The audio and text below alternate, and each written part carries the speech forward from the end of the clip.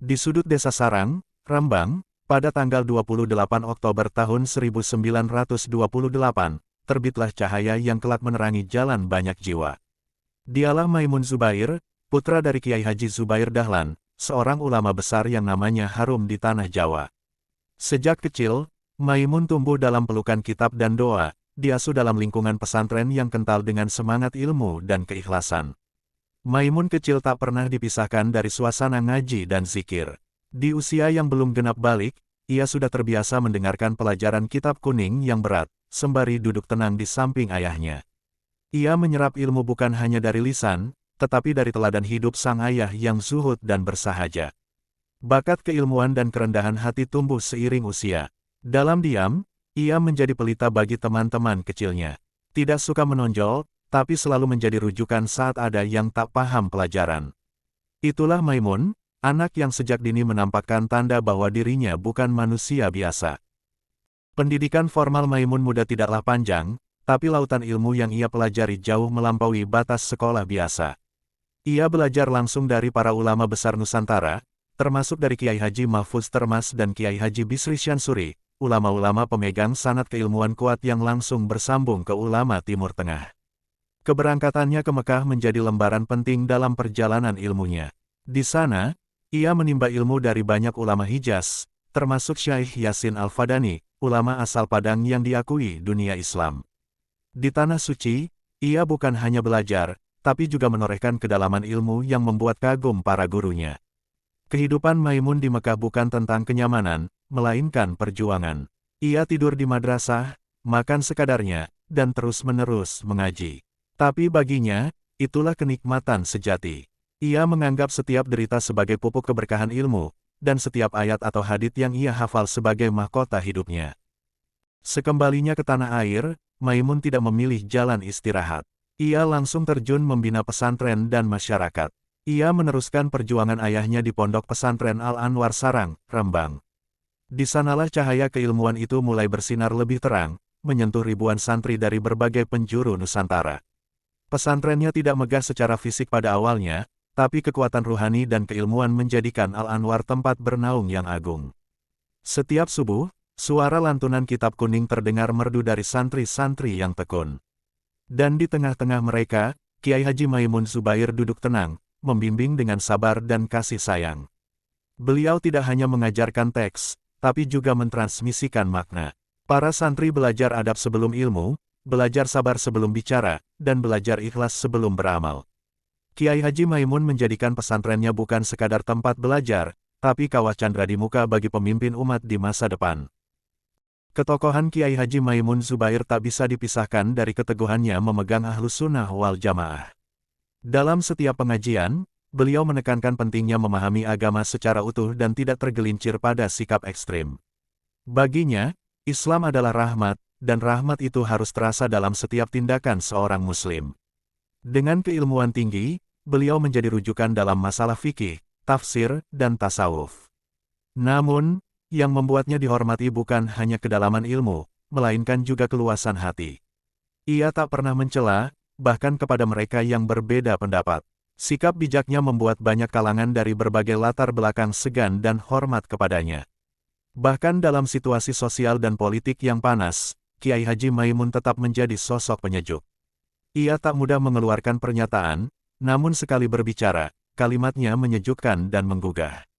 Para tokoh nasional sering mendatangi beliau untuk meminta doa dan nasihat, karena tahu bahwa petuah dari sarang bukan sembarang kata.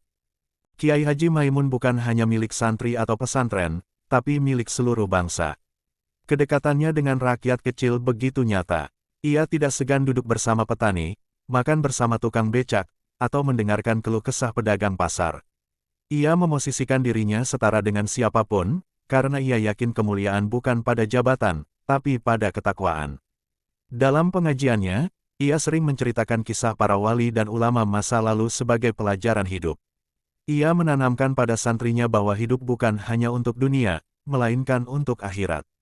Tapi beliau juga tak anti modernitas, selama tak keluar dari nilai-nilai syariat. Itulah mengapa pesantrennya tetap relevan di tengah zaman yang berubah. Pernah suatu ketika, seorang santri bertanya, "Mbah, kenapa hidup jenengan sederhana padahal banyak yang bisa memberi?" Beliau menjawab lembut, "Nak, kaya itu bukan dari apa yang kita punya, tapi dari bagaimana kita merasa cukup." Kalimat itu membekas dan menjadi pelajaran hidup banyak orang, bahkan hingga keluar pesantren. Kiai Haji Maimun Zubair juga dikenal sangat cinta kepada tanah air. Ia memegang erat prinsip hubul watan minal iman, cinta tanah air adalah bagian dari iman.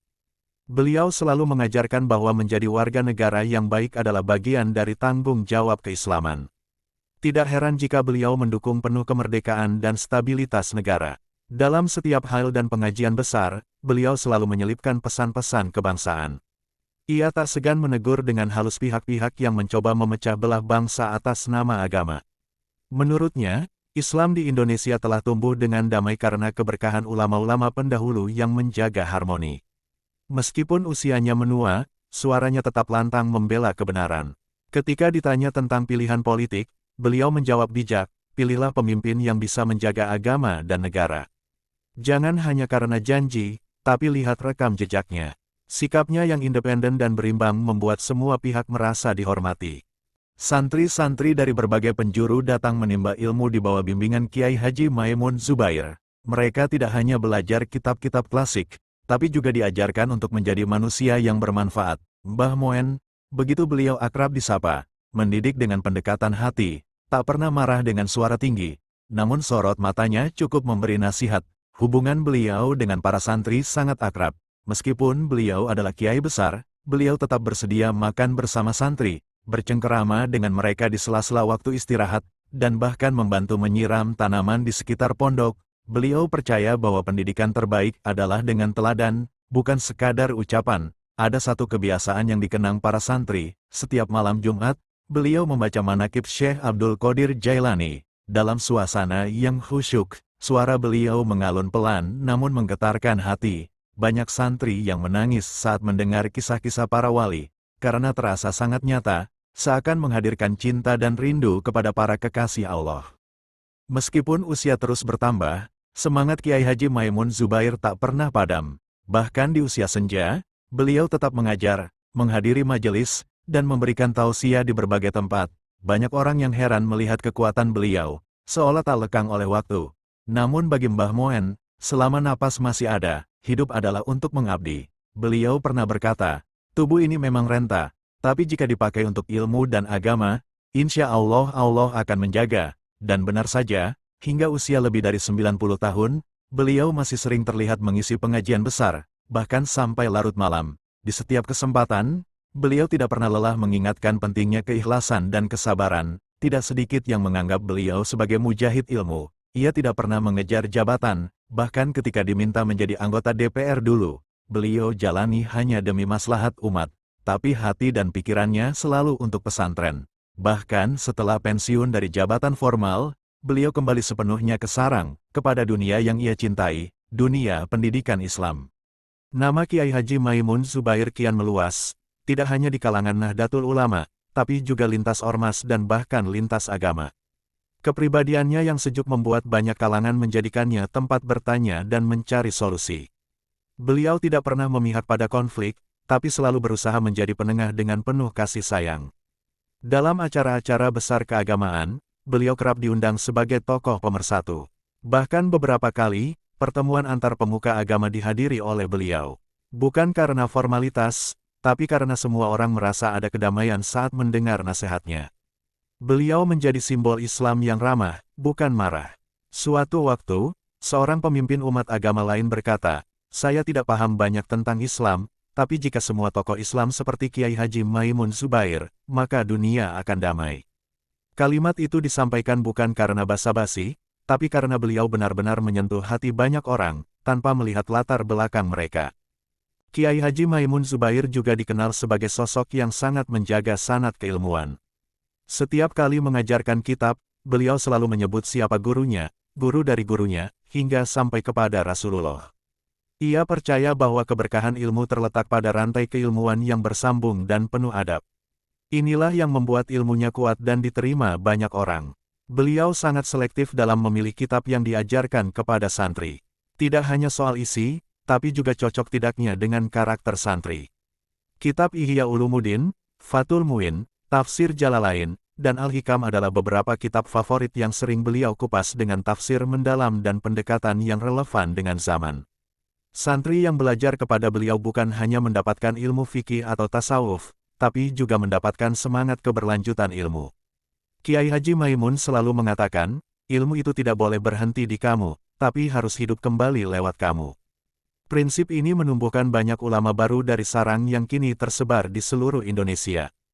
Di balik ketegasan beliau dalam ilmu, Kiai Haji Maimun adalah sosok yang sangat penyayang. Ia bisa menangis jika melihat santri yang tidak punya uang untuk pulang kampung. Ia memerintahkan pengurus pondok untuk membantu dengan diam-diam. Jangan sampai santri kita merasa malu, karena ilmu tidak bisa tumbuh dalam hati yang resah, katanya suatu kali. Kisah seperti ini banyak diceritakan para alumni. Bahkan ada yang mengatakan bahwa ia tidak bisa makan selama 2 hari karena kehabisan bekal, lalu tiba-tiba Kiai Haji Maimun memanggilnya dan memberinya sepiring nasi dan uang saku. Santri itu yakin, Kiai Haji Maimun tahu bukan dengan mata, tapi dengan hati yang peka. Beliau juga sering mengingatkan agar jangan pernah menolak orang miskin yang datang meminta bantuan.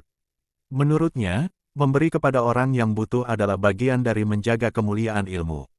Jangan sampai orang miskin merasa tidak punya siapa-siapa.